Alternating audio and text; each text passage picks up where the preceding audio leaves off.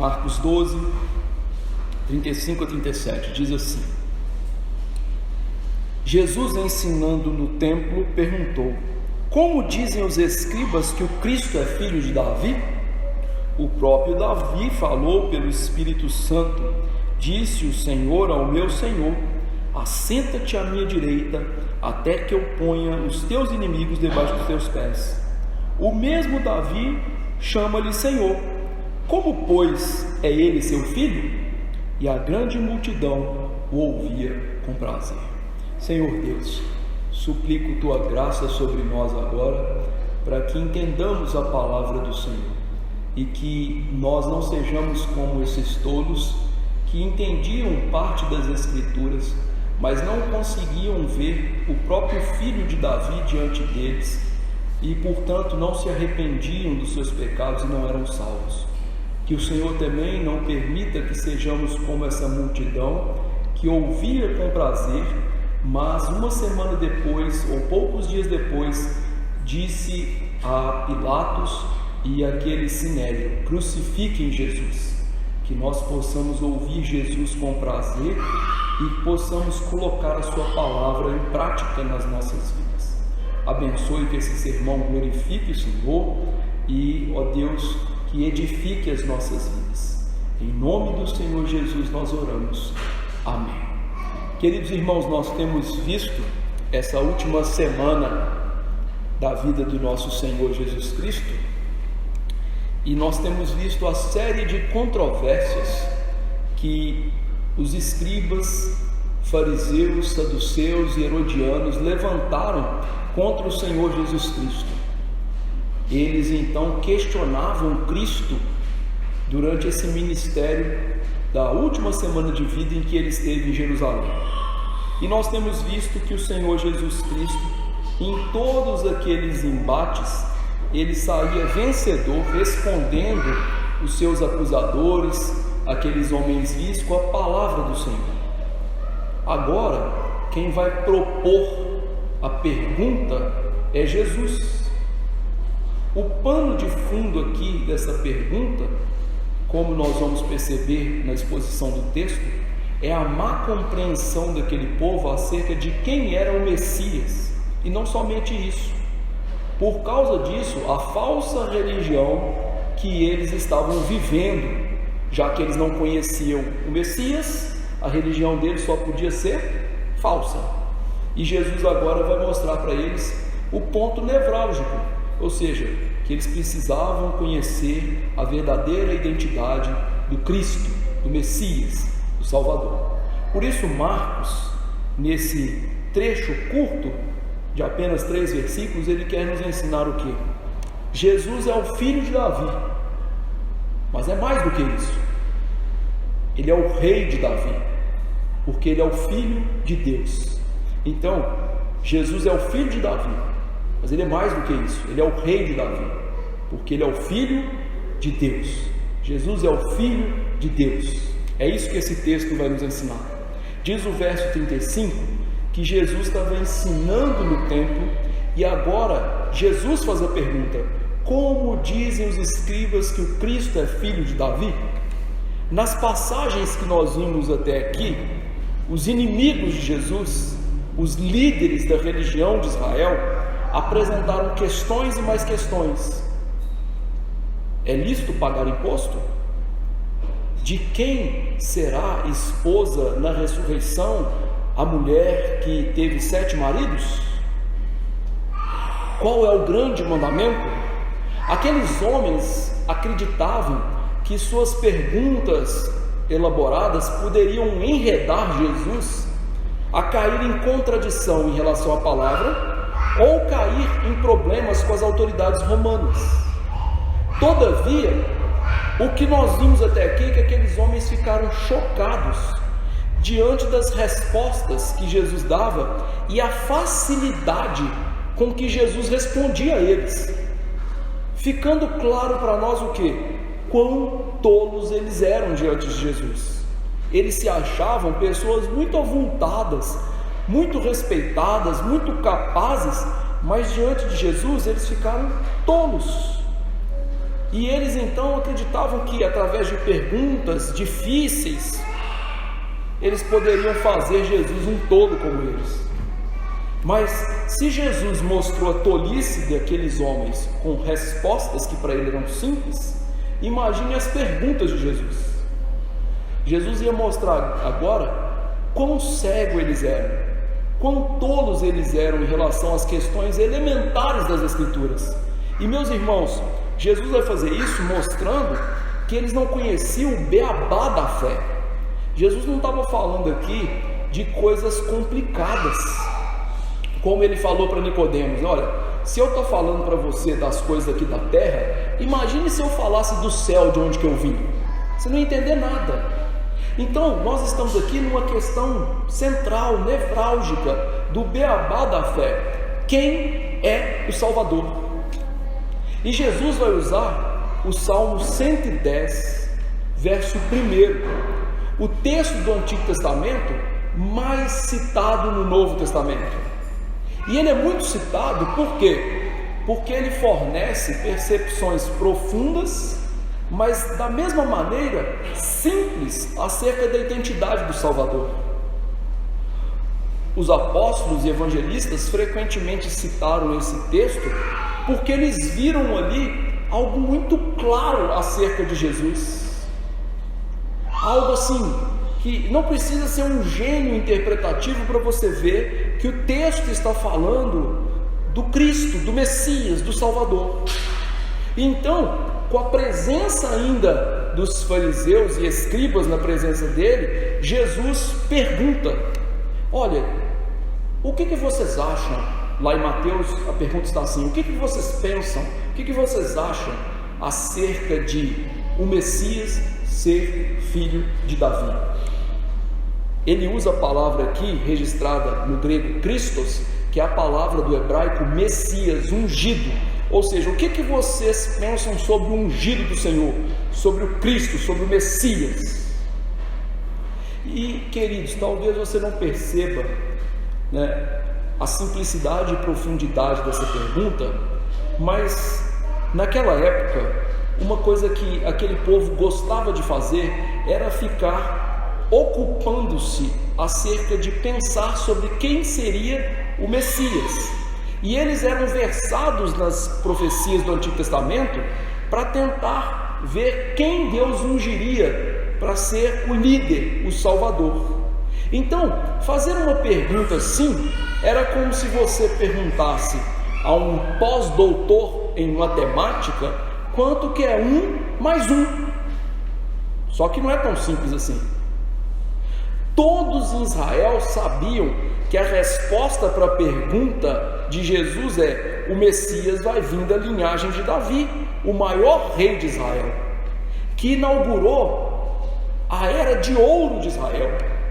Além disso, a gente sabe que lá em 2 Samuel 7, 12 e 16, Deus promete a Davi que um dos seus descendentes sentaria-se no trono para sempre. Só que a gente esquece de uma coisa, da história depois disso. Tão logo que Deus elevou Davi ao trono e nós entramos na era áurea de Israel, acontece algo. Salomão assume o trono no lugar de Davi. Só que Salomão, que era rico, portentoso, Salomão fez algo impensado na sabedoria que Deus lhe deu. Salomão começou a adorar deuses estrangeiros por causa do amor que ele tinha pelas suas muitas mulheres. E então, a partir disso, Deus promete que aquele reino que à vista humana era tão glorioso iria naufragar. Logo em seguida, nós vemos que Roboão, o filho de Salomão, numa atitude completamente esdrúxula, ele é causador da divisão do reino, e ali todo aquele apogeu, toda aquela glória vira ferrugem, vira pó, até que, meus queridos, no ano 722, o reino do norte é levado pela Assíria em cativeiro, até que em 588 o reino do sul é levado pela Babilônia em cativeiro. E tudo isso, essa história toda, fazia parte da leitura deles sobre o que a Bíblia dizia sobre o Messias. Então, ao olhar para a Bíblia e enxergar um Messias salvador de pecados, um Messias que era o próprio Deus que mandaria na vida deles, eles só conseguiam querer um Messias que os libertaria dos domínios estrangeiros aos quais eles passaram por anos. Desde que o povo de Deus foi exilado nessas duas vezes, nunca mais eles foram livres. Eles sempre estiveram debaixo de nações estrangeiras. Então, na época de Jesus, a ideia de Messias é: nós queremos um homem forte, um guerreiro como Davi, bravio, que lidere uma revolução, não para nos salvar de pecados, mas para nos livrar de nações estrangeiras.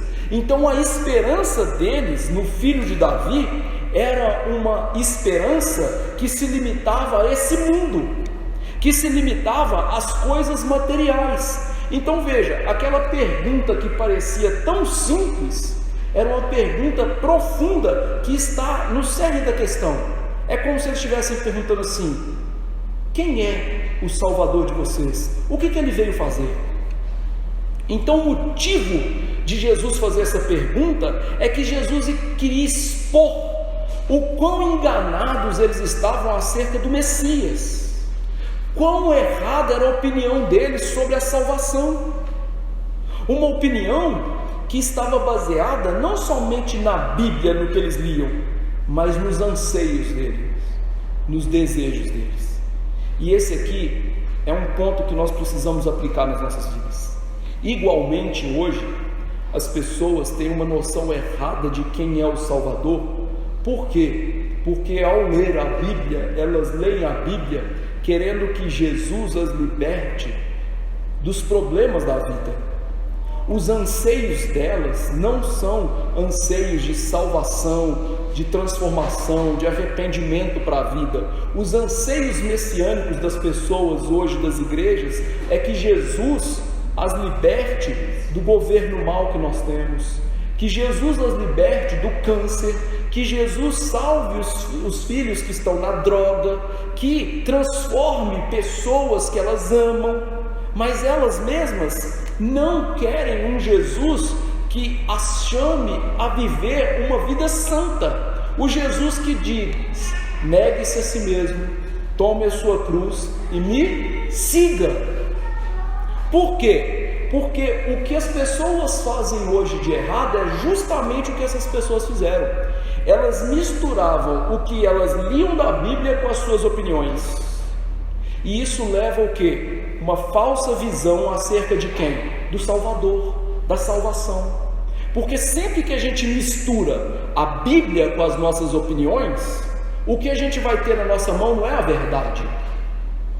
Somente a Bíblia purinha é a verdade de Deus.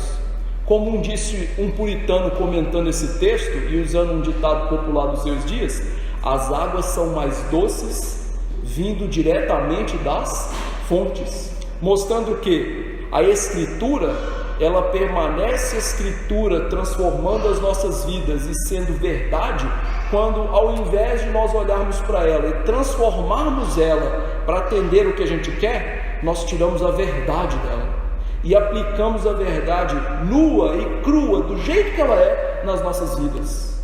Ou seja, nós não torcemos as Escrituras para o nosso querer, nós pegamos exatamente do jeito que ela é e aplicamos na nossa vida. Meus irmãos, hoje nós nos tornamos muito hábeis em torcer as Escrituras. Semana passada eu preguei aqui uma das verdades chocantes das Escrituras, mas que eu tenho certeza que muita gente torce o nariz, que nós cantamos no Salmo 11: Deus odeia o homem ímpio. Isso é difícil de ouvir, não é? Mas é a verdade da Bíblia. Mas a gente quer torcer a Bíblia a nosso favor. Não, Deus ama todo mundo é filho de Deus, todo mundo está debaixo da bênção de Deus. Não está. Esse é um exemplo de muitos que eu poderia citar aqui, durante horas falando do que nós temos torcido a Bíblia. Por isso, Jesus quer que eles entendam o erro deles. Eles torciam a Bíblia e consideravam o Messias como apenas, meramente, o filho de Davi. O que faltava para eles entender é que o Messias, o Cristo, o Salvador, era algo muito maior. Ele não era apenas uma figura humana, mas ele era uma figura divina que reivindicaria o trono do coração deles. Não é isso que as pessoas fazem hoje? Elas querem um Jesus Salvador, mas não querem um Jesus que reina no coração delas. Exatamente, esse é o problema. É isso que Jesus ia fazer agora, mostrar o que? Através desse salmo, o Messias, ele não é só um filho de Davi, ele é o rei de Davi. Ele não é só apenas um homem qualquer, ele é um Senhor. Não é apenas humano, ele é divino, e como divino, ele quer o nosso coração, ele quer tudo que nós somos. E como que Jesus vai mostrar isso? No verso 36 e 37, parte A, onde está a pergunta. O próprio Davi falou pelo Espírito Santo: disse o Senhor ao meu Senhor: assenta-te à minha direita, até que eu ponha os teus inimigos debaixo dos pés. O mesmo Davi chama-lhe Senhor. Como ele é, pois, o seu filho? Nessa pergunta, Jesus cita o primeiro versículo do Salmo 110, um salmo que Davi fala do Messias como seu Senhor. Só que qual é o problema disso? Na perspectiva judaica, o filho nunca é maior do que o pai. O descendente é sempre subordinado ao mais velho. Ou seja, imagine, que você tem uma profissão, você é médico, advogado, o que quer que seja. Você é um ótimo profissional, só que seu filho é 10 vezes melhor do que você. Mas na cultura judaica eles nunca iam reconhecer isso. Eles sempre iam falar que o pai é melhor do que o filho. O pai é maior do que o filho. Então Jesus está indo direto na cultura deles, no que eles pensavam. Ou seja, vocês acham que o Messias é menor do que Davi. Ele nunca vai ser maior do que Davi. Mas eu vou mostrar para vocês que o próprio Davi fala algo contrário a isso, chamando o Messias de seu Senhor. Só que veja, para Jesus mostrar isso, ele usou um recurso muito importante. Ele disse o quê? Que o próprio Davi falou pelo Espírito Santo. Ora, meus irmãos, por que Jesus usou esse argumento? Em primeiro lugar, ele está indicando para a gente o quê? Que o salmo que Davi escreveu, ele não estava apenas exercendo seus dons poéticos. Afinal, a Bíblia fala que ele é o mavioso salmista de Israel, Ou seja, era um homem todo encantado, um homem todo maravilhoso para escrever coisas bonitas em Israel. O que Jesus está mostrando aqui é que Davi, ele não está só exercendo os dons que ele tinha para compor música e orações inspiradas nos salmos. Ele está escrevendo pelo Espírito Santo. Significa o quê? Que aquilo que Davi está falando, quem está falando por trás dele é Deus. Jesus está aqui ensinando para a gente a doutrina da inspiração da Bíblia, que nós lemos hoje na nossa liturgia, quando Paulo diz: toda a Escritura é inspirada por Deus. Uma outra versão diz: toda a Escritura é soprada por Deus. Ou seja, a ideia de Jesus e dos apóstolos, daqueles que escreveram a Bíblia, é: a Escritura tem como autor supremo Deus.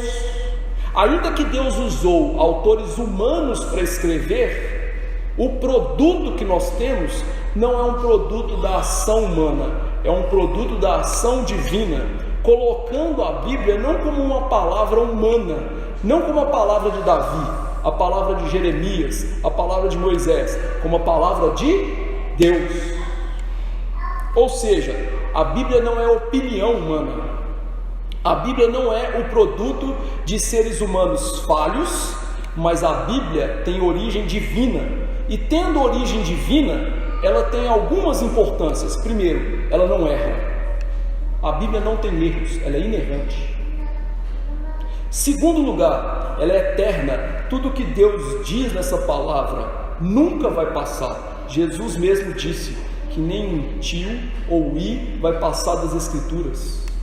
A Bíblia sempre vai ser a palavra de Deus e, portanto, adequada a cada geração, a cada ser humano, fazendo então com que a Bíblia seja a autoridade máxima sobre nós. Quem é a autoridade nessa igreja? A Bíblia.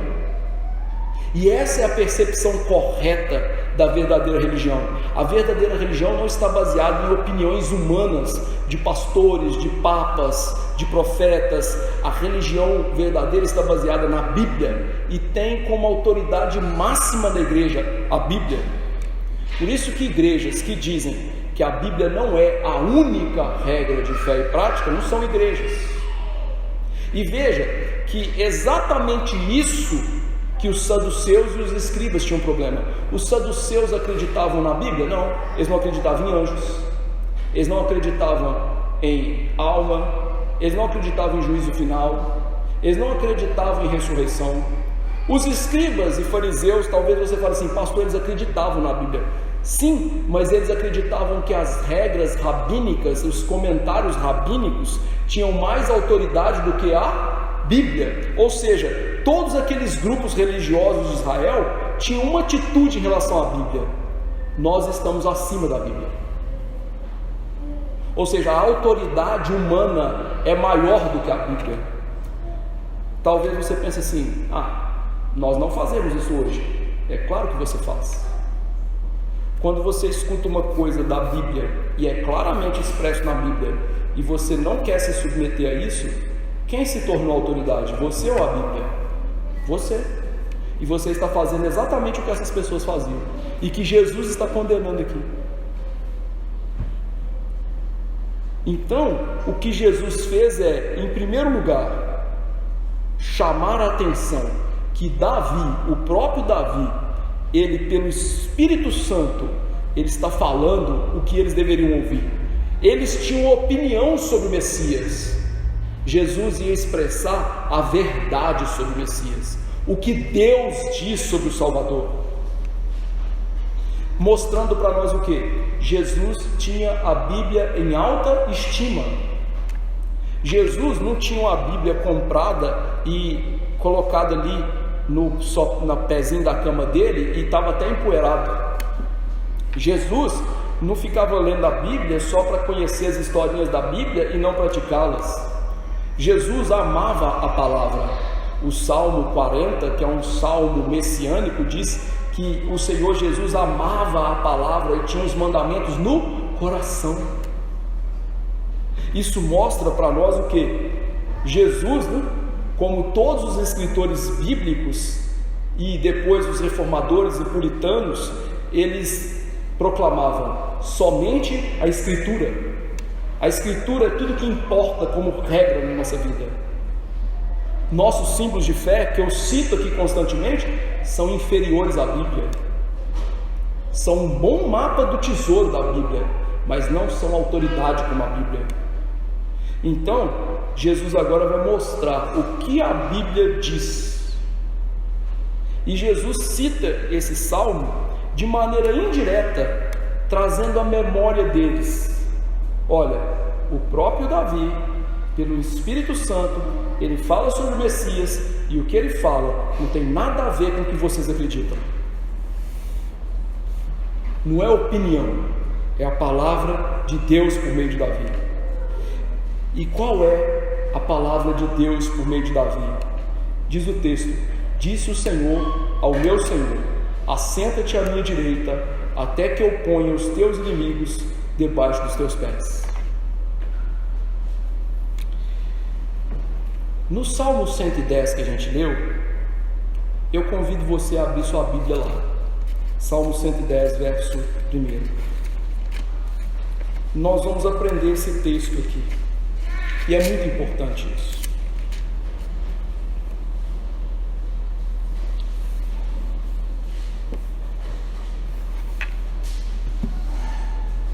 diz o texto: disse o Senhor ao meu Senhor: assenta-te à minha direita, até que eu ponha os teus inimigos debaixo dos teus pés. Você percebeu que o texto fala da palavra Senhor 2 vezes? Mas você percebeu que um desses está em caixa alta, ou seja, todas as letras maiúsculas? Por que isso é importante? A primeira ocorrência, que é Senhor em caixa alta, ou seja, todas as letras maiúsculas, é como os tradutores da Bíblia fazem para nos alertar que a palavra que está aqui traduzida é o nome de Deus, que nós cantamos aqui no Salmo 11, Yahvé. Quando Deus, por exemplo, apareceu a Moisés na sarça ardente, lá no deserto midianita, o patriarca Moisés perguntou quem ele deveria dizer aos israelitas lá no Egito que estava enviando. E Deus respondeu em Êxodo 3:14: eu sou o que sou. Essa palavra eu sou é a palavra hebraica Yahvé, que no Salmo 110, está em caixa alta, então é o nome de Deus. Então o que a gente tem aqui? Yahvé conversa com alguém distinto dele, mas que é indicado como o Senhor de Davi. Disse o Senhor Yahvé ao meu Senhor. A segunda palavra Senhor, que está em letra minúscula, é a palavra hebraica Adonai, que significa o soberano. Então o Salmo 110 retrata 2 indivíduos distintos: Yahvé falando com Adonai, o soberano. E aí a pergunta então é: quem é esse soberano? Para você entender quem é esse soberano, você está no Salmo 110, eu convido você a voltar lá no Salmo 8. Lá no Salmo 8, verso 1, eu vou ler aqui. Observe de novo aí, que coisa interessante. Salmo 8, verso 1: ó Senhor, Senhor nosso, quão magnífico em toda a terra é o teu nome, pois expuseste nos céus a tua majestade. Então veja, a palavra Senhor em caixa alta está aí, Yahvé. A palavra Adonai também está aí, ó Senhor Adonai, ó Yahvé Adonai. Então, quem é Adonai nesse texto? Quem é o soberano nesse texto? Yahvé. Ou seja, Yahvé é Adonai, ou seja, Deus é soberano. O que significa isso? A palavra Adonai, que o Salmo 110 usa, e veja, o Salmo é de Davi, como esse aqui, significa o quê? Yahvé falou para o soberano que é Deus.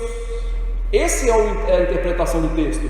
Então, Deus falou para Deus. Que Deus que falou para Deus?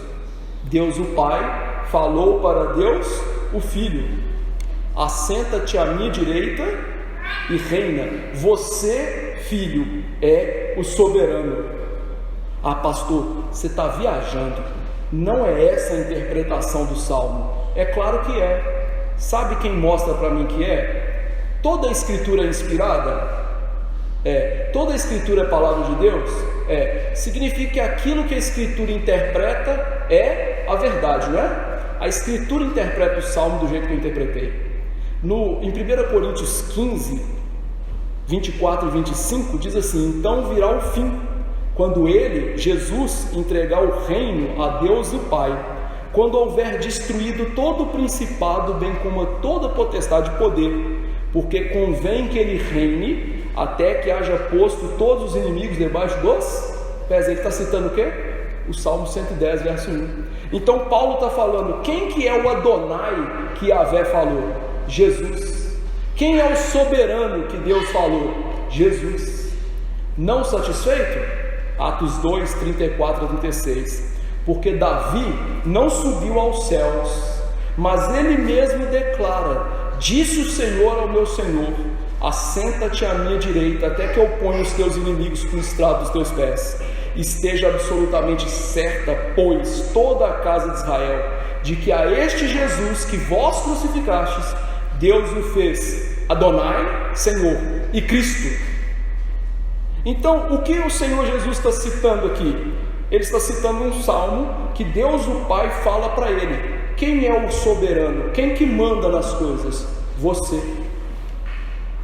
A pergunta então é, onde que Jesus quer chegar com isso? Em primeiro lugar, Jesus conhecia bem o que aquelas pessoas queriam como Messias, como Salvador. Então a primeira coisa que Jesus está mostrando para eles é: olha, vocês estão querendo um conquistador humano? Só que, meu amigo, não é isso que Deus vai mostrar para vocês, não é isso que Deus vai dar para vocês. Vocês precisam tirar os romanos da cabeça e pensar no reino espiritual, que vocês estão completamente negligentes e completamente distantes dele. Então Jesus está falando assim, pare de focar nesse mundo, pare de focar na salvação física, dinheiro, liberdade e por aí vai, e foque na verdade. Deus quer um Messias que salve vocês do pecado, que reine no coração de vocês. Além disso, e de maneira ainda mais apropriada, em segundo lugar, Jesus fez isso por quê? Porque as 4 controvérsias anteriores, Jesus agora está fechando essas controvérsias, mostrando que Ele é a resposta para tudo aquilo que eles tinham discutido. Você lembra que eles perguntaram assim: Senhor, nós podemos dar impostos a César? E Jesus ensinou para eles: dai a César o que é de César e a Deus o que é de Deus, mostrando que a vida cristã é uma vida integral. Então, quando Jesus agora fala sobre ele ser o filho de Davi, mas muito mais do que o filho de Davi, sabe o que ele está falando? Sabe o Deus que vocês têm que dar tudo uma vida integral? Sou eu. Dai a Jesus o que é de Jesus. Dai a mim, eu sou Deus. Vocês estão pensando em outra coisa? Não, sou eu que sou Deus. Além disso, nós vimos a questão da ressurreição, que Deus é o Deus da ressurreição e da vida. Jesus, então, quando ele fala que Deus é o Deus de Abraão, Isaac e Jacó, citando o trecho da sarça ardente, que é o anjo da aliança que aparece lá e fala: eu sou. O que ele está dizendo? Quem é o Deus da ressurreição e da vida? Sou eu.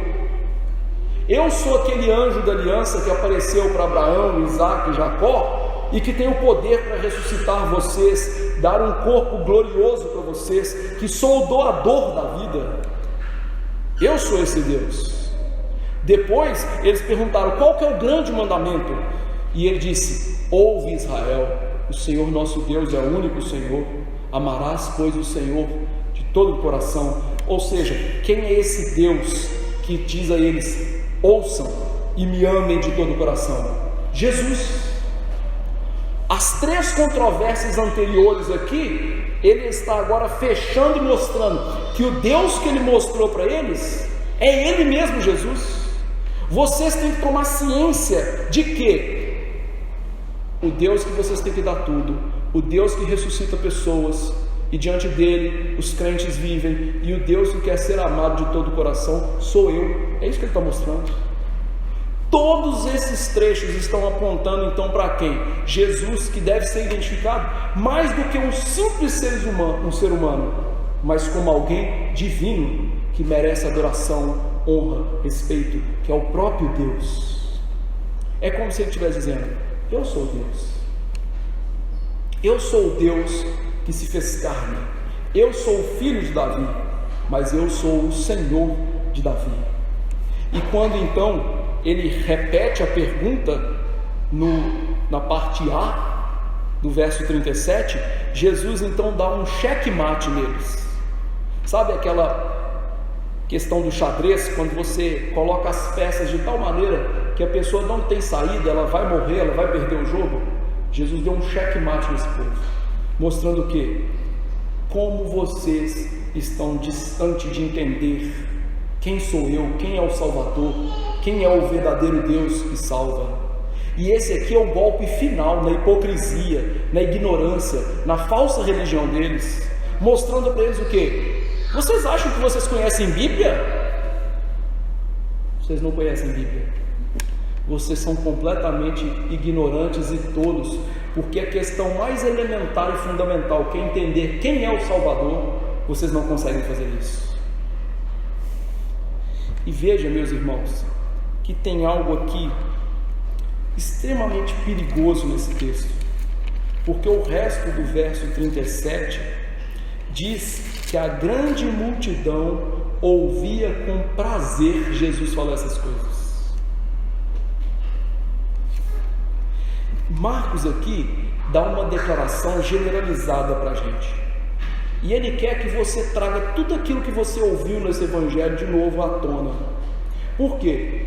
Quantas vezes eu preguei aqui dizendo que aquela multidão que seguia Jesus era uma multidão de interesses, que seguia Jesus, mas não porque queria que Jesus fosse o rei da vida deles, não que Jesus salvasse eles do pecado, mas porque queriam ver sinais, queriam ser curados, queriam comer pães e peixes e ver coisas bonitas.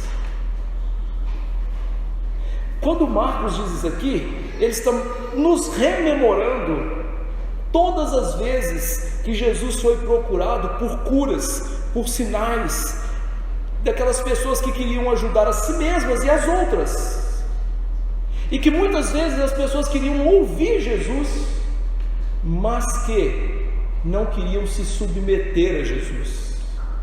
Por isso que um pastor, ele disse algo muito proveitoso em relação a esse texto: deleitar-se em ouvir um sermão ou discurso, ou até mesmo qualquer palavra que venha direta ou indiretamente da boca do Senhor, não é a mesma coisa de ser espiritualmente beneficiado pelo que Deus diz. Muitas vezes, quando a gente lê esse verso aqui, você esquece que Marcos usou essas mesmas palavras num outro texto que ele escreveu. Lá no capítulo 6, verso 20, Marcos narra para a gente a morte de João Batista na mão de Herodes Antipas. Diz o texto: porque Herodes temia a João, sabendo que era um homem justo e santo, e o tinha em segurança, e quando ouvia, ficava perplexo, escutando de boa mente. É interessante que o português, apesar da tradução de ser diferente, Marcos usa as mesmas palavras em grego para mostrar para a gente o que? Lembre-se de um episódio trágico naquilo que eu já narrei para vocês. Herodes ouvia com prazer, de boa mente. Ele gostava de ouvir as coisas que João Batista dizia. Só que é trágico, porque aquele homem que tanto gostava de ouvir João arrancaria sua cabeça. Então a nossa memória aqui deve acordar e ver o que? Marcos está mostrando para a gente uma multidão que tem prazer, que gosta de ouvir Jesus. Só que essa mesma multidão, alguns dias depois, vai gritar com toda a força do pulmão: matem esse homem, nós não temos outro rei a não ser César. E veja que aqui nós temos ecoado algo que é muito comum nas Escrituras. Lá em Ezequiel, que nós lemos na nossa liturgia, no capítulo 33, verso 32, diz: és para com eles como quem canta canções de amor, quem tem voz suave e tange bem, toca bem. E não acrescentaram ainda o comentário, que a gente lê adiante: porque ouvem as suas palavras, mas não as põem por prática. Ou seja, Herodes gostava de ouvir João, o povo de Ezequiel gostava de ouvir Ezequiel. Nós tínhamos Agripa, que gostou de ouvir Paulo e disse assim: por pouco, Paulo, você não me faz ser cristão. Félix chamava Paulo para ouvir e gostava de ouvir Paulo. O que significa tudo isso?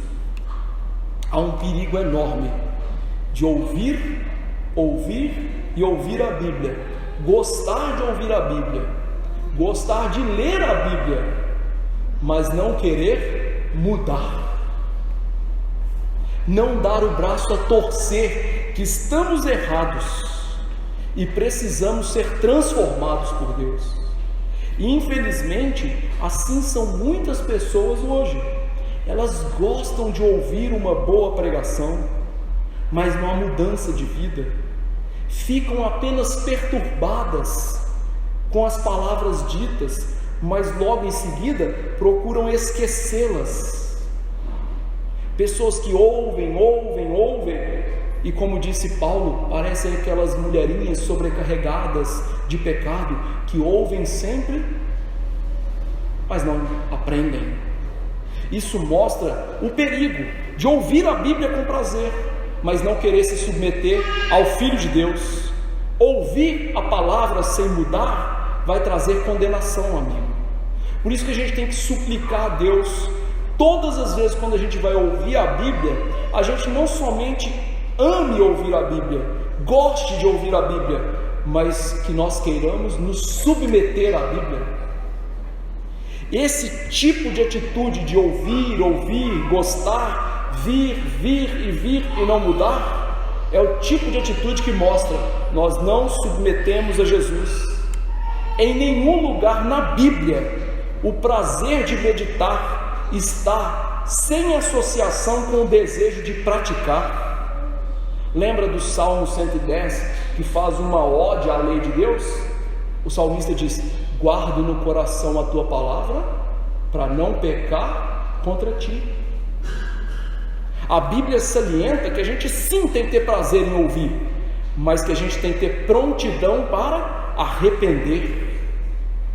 Um coração afetado pela palavra. E é esse tipo de coisa que nós temos quando nós entendemos quem é o filho de Davi, que ele não é só um rei, mas ele é o rei do universo, que ele não é somente um filho carnal de Davi, mas ele é o filho de Deus. E o que o filho de Deus quer para a nossa vida é aquilo que ele quis para João lá em Apocalipse 10, que a palavra de Deus seja doce na nossa boca, mas amarga ao estômago. Ou seja, que ela seja palatável, mas que ela também caia no nosso coração e faça um estrago, transformando, levando mudança de vida, deixando o pecado para trás. Jesus quer para nós desejo de mudança. Se você quer Jesus como seu Salvador, ele tem que ser seu rei. E se ele é seu rei, ele quer que você mude, que você não continue do jeito que você está.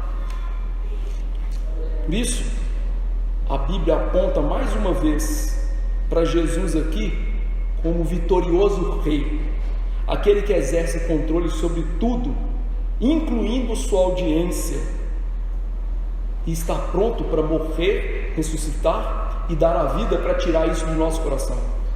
Marcos então quer salientar para a gente o que? A vitória de Jesus sobre todos os seus inimigos, inclusive aqueles que não querem ouvir a Bíblia, e que o que ele estava fazendo em todo esse momento é derrotando os seus inimigos um por um, porque assim Deus o prometeu que ele faria. O evangelista está marcando para a gente então a realidade: Jesus vence com facilidade qualquer um dos seus inimigos. E ao colocar aqui o fim das palavras de Jesus no ministério público dele, Jesus agora só vai pregar para os seus discípulos no sermão profético.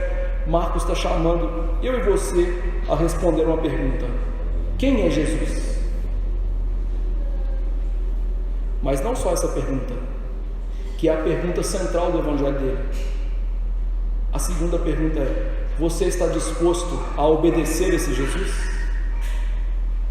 A resposta nossa é: Jesus é o filho de Davi, Jesus é o filho de Deus, Jesus é o Salvador. A segunda resposta é: eu quero negar a mim mesmo, eu quero tomar a cruz e eu quero seguir Jesus. Essa é a resposta, e é isso que esse texto quer que você faça. Então, primeira aplicação: qual o motivo dos escribas e fariseus desejarem um Cristo militar e político? Sabe por que eles queriam tanto isso? Porque eles queriam liberdade política, eles queriam dinheiro, mas eles não queriam o Cristo da Bíblia, que quer controlar todas as áreas da nossa vida. Eles queriam um Cristo militar e político, porque eles não queriam se submeter à Bíblia. Eles não querem mudar de vida. Tanto que o próprio João diz, né? Eles amaram mais as trevas do que a luz. Eles não se achegaram a Jesus porque não queriam que os pecados deles fossem expostos. E assim, querido, nós temos muitas pessoas na igreja que não querem mudar de vida, não querem expor seus pecados, escondem seus pecados e querem um Cristo que vai lhes perdoar desta maneira, errado. Esse é o tipo de Salvador que os ímpios desejam. O Salvador que a Bíblia quer para nós é um Salvador que quer que o nosso pecado venha à tona, seja confessado, deixado. Um Salvador que entende, que nós entendemos que Ele tem que mandar em tudo e não em partes da nossa vida. Nós não podemos querer o Cristo que nos livra de doenças, que nos dá dinheiro, nos dá casas, porque esse não é o Cristo da Bíblia. Segunda aplicação: o Cristo da Bíblia, Ele quer te libertar do pior mal que existe, que é o pecado. Jesus quer libertar você do domínio do pecado, para que ele reine no seu coração e você demonstre esse reinado com a prática da justiça. Paulo disse em Romanos que outrora a gente era escravo do pecado e agora nós somos escravos da justiça. Ou seja, Jesus quer libertar você para a verdadeira liberdade, obedecer. Não é a liberdade de fazer o que você acha que é melhor, não é a liberdade de você fazer o que você acha que é mais reto no seu coração. Lembre-se que o livro de Juízes tem essa marca: não havia rei em Israel, então cada um fazia o que achava mais reto ao seu coração. Tem rei na igreja? Tem. Então cada um pode fazer o que acha mais reto ao seu coração? Não. Tem que fazer o que é reto segundo o coração de Jesus. E é para isso que Ele nos livra do império das trevas. Terceiro lugar, nós vimos que esse texto mostra que Jesus é o filho de Davi. Então, Jesus é um ser humano como nós, exceto no pecado. E meu irmão, isso é fundamental, saber que Jesus era um ser humano como nós, exceto no pecado. Sabe por quê? Se Jesus não fosse um ser humano exatamente como você, tirando o pecado, você jamais seria salvo, porque Jesus precisava levar o nosso pecado e a ira de Deus na cruz para nos salvar. Então Jesus é tão maravilhoso que, sendo Deus, Ele toma para si uma natureza humana infinitamente menor que sua natureza divina, por amor a você, para te salvar. Isso é maravilhoso. Não tem amor como esse, de dar a vida pelos seus amigos. Só para você ter mais ou menos noção do que é isso. Hoje eu já não sei quem que é o homem mais rico do mundo, mas imagine que essa pessoa deixasse tudo para ser um mendigo e para dar o coração dele para você viver. Só que essa comparação, essa analogia que eu fiz, não faz jus ao que Jesus fez e quem Jesus é. Então louve a Deus porque Ele é o filho humano de Davi, porque por causa disso você pode ser salvo, porque Ele, como homem, tomou a ira de Deus, o pecado que era seu, para te salvar. Só que para por aí? Não. O texto que a gente viu também diz que Ele é o rei, o Senhor de Davi, mostrando que Ele tem uma natureza divina. Isso também é necessário. Por quê? Se Jesus fosse apenas um homem e a morte dele é substitutiva, qual de nós aqui seria o afortunado que seria salvo? Porque ele poderia morrer só por um. Olha, pelo que eu li da Bíblia, eu acho que nenhum de nós ia ser esse afortunado, né? Tem muita gente na nossa frente, né? Paulo, os apóstolos, os profetas. Só que Deus não amou só um, né? Ele amou milhões, né? Então Jesus é Deus, porque o seu sacrifício tem valor infinito e pode salvar todos os eleitos de Deus. Além disso, Jesus é Deus, porque tem que suportar a ira de Deus e ainda ficar firme, ficar de pé, sair vitorioso. Quem poderia fazer isso? Só Deus. Então, graças a Deus, ao Pai, que o nosso Senhor Jesus Cristo é Deus, homem. Quinta aplicação: esse é o Cristo que a gente precisa de crer para ser salvo. Um Cristo que condiz com a Escritura. Mas um Cristo que não tem nada a ver com isso que a gente viu aqui, não é um Cristo salvador, não é um Cristo perdoador, é um Cristo inventado, um Cristo que Satanás quer que a gente acredite nele. Interessante, você já leu a primeira carta de João? João diz que tem muitos pregadores que saem pelo mundo afora e pregam que Jesus não veio em carne e que aquele era o espírito do anticristo. A gente está esperando o anticristo agir no mundo. O anticristo está agindo na igreja há muito tempo, pregando um falso Cristo que milhões têm seguido e ido para o inferno. A gente só tem que acordar. Por isso que Paulo diz, né? Desperta, ó tu que dormes, e Cristo te iluminará. Desperta, irmão. Desperta para ver que Satanás está no púlpito de muitas igrejas pregando um falso Cristo, pregando uma vida egocêntrica, pregando uma vida de não negar a si mesmo, de não tomar a cruz e de não seguir Jesus. Eu poderia ficar falando aqui de igrejas e igrejas que fazem isso. Não convém. O Cristo verdadeiro é esse Cristo da Bíblia, e esse Cristo que salva. Qualquer outro, não. Sexto lugar, Jesus cria que a Bíblia é a palavra de Deus e que a Bíblia é a única regra de fé e de prática. O que isso significa para você?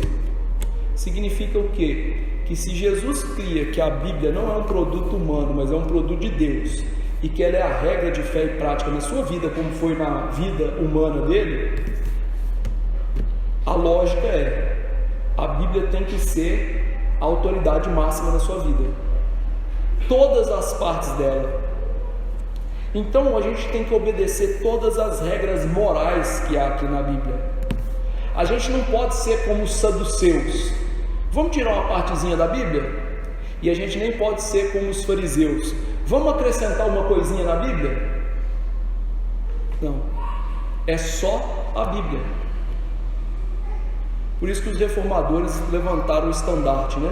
Só a Escritura, só a Bíblia, só a Bíblia. E é assim que você tem que pulsar no seu coração, é só a Bíblia. Esse texto também mostra para a gente, em sétimo lugar, a necessidade da gente amar o Antigo Testamento. Meus irmãos, tem gente que fala assim: eu não gosto de ler o Antigo Testamento, Deus lá é muito bravo. Isso não, querido. Você quer ver um lugar onde Deus está mais bravo? Olha para a cruz. Você ainda não aprendeu a ler a Bíblia? Tem muita gente que fala assim: eu não gosto de ler aqueles livros lá no Antigo Testamento, cheio daquelas genealogias. Você já reparou que o Novo Testamento começa com uma genealogia? Meu irmão, toda a Bíblia é inspirada. Você tem que amar toda a Bíblia.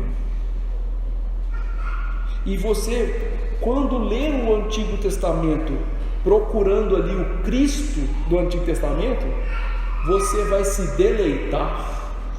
Quinta-feira eu mostrei isso aqui através de Atos 10:43, em que Pedro no seu sermão diz: dele todos os profetas dão testemunho.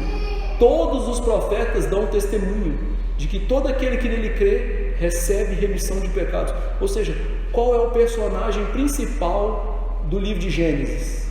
Jesus. Qual é o personagem principal de Êxodo? Jesus. A gente precisa saber encontrar esse tesouro lá. E talvez seja por isso que muitas pessoas que não amam o Antigo Testamento, porque não estão sabendo encontrar o tesouro de Jesus lá. Oitava aplicação. Esse texto também é importante, e eu não citei durante o sermão, para mostrar como Deus é maravilhoso em cumprir suas promessas. 1000 anos antes de Jesus, Davi disse o Senhor ao meu Senhor: assenta-te à minha direita. 1000 anos depois, Jesus morreu, ressuscitou, e Jesus foi elevado aos céus à vista dos apóstolos. E a Bíblia diz: onde ele está agora? À destra do Todo-Poderoso. Deus, 1000 anos depois, cumpriu as promessas que ele falou, ipsis literis, palavra por palavra, sem uma vírgula cair. Então você pode acreditar que esse Deus cumpre as suas promessas. Ele cumpre as promessas de juízo. Se você sair daqui sem querer obedecer a Bíblia, ele vai cumprir as promessas na sua vida. Ele vai te julgar. Mas se você sair daqui crendo nesse Jesus, amando esse Jesus, querendo obedecer esse Jesus, ele vai cumprir as promessas na sua vida. Quais promessas? Que você jamais vai perder sua salvação, que você vai ter um corpo novo quando Jesus voltar, que você vai ter alegria plena em Jesus quando ele voltar. Promessas preciosas. Nona aplicação. Esse texto quer tirar para a gente aquela visão católica de Jesus. Eu já fui católico, então eu posso falar de católico.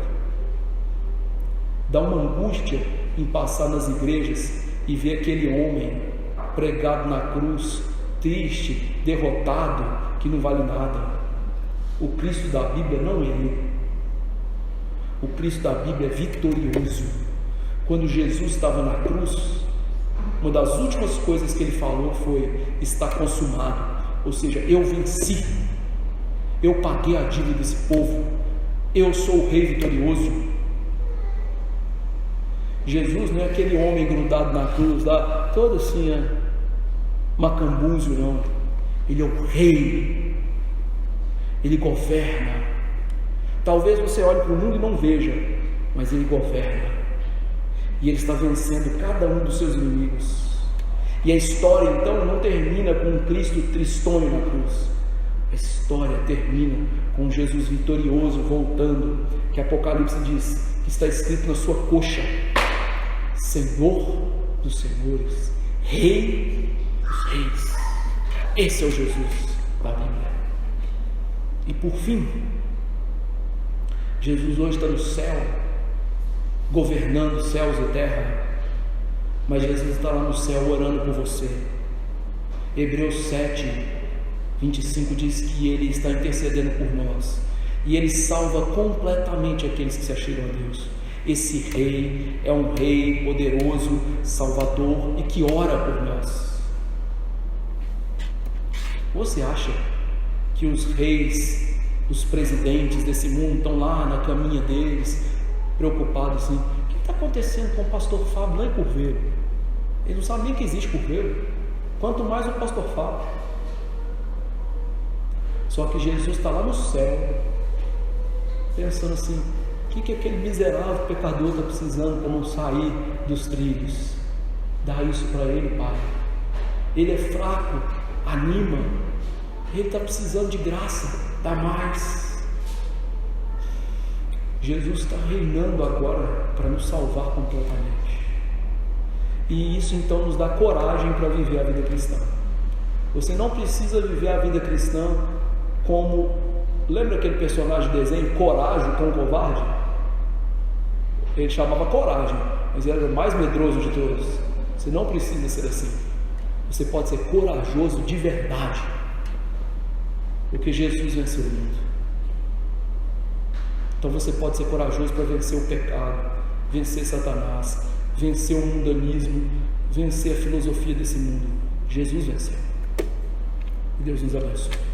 Vamos nos colocar de pé e suplicar a graça desse Senhor Jesus Cristo. Senhor Deus, Ó Pai, que texto que acalenta o coração, Senhor.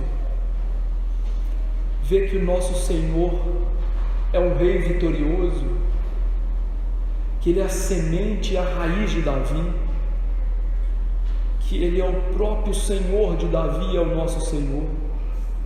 Ó Pai, que maravilha é o Teu Cristo, que maravilha é o Senhor Jesus, o nosso Mestre, o nosso irmão mais velho, o nosso melhor amigo. Ó Senhor, que prazer é poder ver esse Jesus da Bíblia, que prazer é poder falar com Ele, que prazer é aguardar Sua volta e estar aqui falando dEle, cantando dEle, lendo, quase que Ele estampado diante dos nossos olhos, como morto sim, mas ressuscitado e à Tua destra. Que esse Jesus seja tudo para nós, Deus, que nós o amemos de todo o nosso coração, que nós entendamos que Ele é aquele que quer tudo de nós, que nós entendamos que Ele é o Deus da vida e da ressurreição, que nós entendamos que amar a Ele de todo o nosso coração é o que Ele deseja, que nós então, pelo Teu Espírito, tenhamos esse desejo no nosso coração de amar Jesus, de confessar Jesus, de viver para Jesus. Que Jesus, ó Deus, quando nós entrarmos lá no nosso quarto, nós sintamos a presença dEle no nosso coração, que ao falar com Ele, nós recebamos Sua graça e tenhamos o coração confrontado no pecado, mas também apaziguado pela paz que excede todo entendimento. Que esse Jesus não seja apenas dos nossos lábios, mas seja do íntimo do nosso ser. Que quando nós estivermos aqui na igreja, nós praticamente o vejamos já sem o véu, para que naquele dia nós o vejamos cara a cara, face a face. Que nós tenhamos esperança como Jó, que nosso Redentor vive, e quando nossa carne sair do túmulo, nós o veremos com esses olhos, esses próprios olhos que o Senhor nos deu.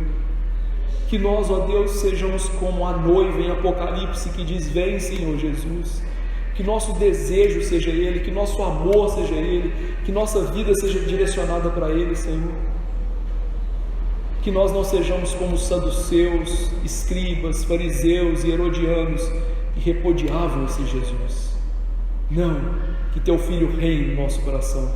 Senhor, reina no nosso coração, manda na nossa vida e nos dê, ó Deus, desejo que a palavra seja a única regra e que nós não somente confessemos ela como a única regra, mas que nós demonstremos isso com vida prática, Senhor, com amor intenso, fervoroso, que o nosso coração creia, nossos lábios confessem, que o nosso coração ame e que as nossas mãos demonstrem. Senhor, nos dê essa graça e abençoe a Tua igreja, Senhor, tão longe desse verdadeiro Cristo, tão longe dessa verdadeira religião. Por favor, faça com que Cristo volte ao púlpito de cada igreja, faça com que Cristo volte a mostrar-se como Salvador e Rei em cada igreja protestante. E assim, Deus, que nós possamos espargir a glória desse Jesus maravilhoso que o Senhor nos deu.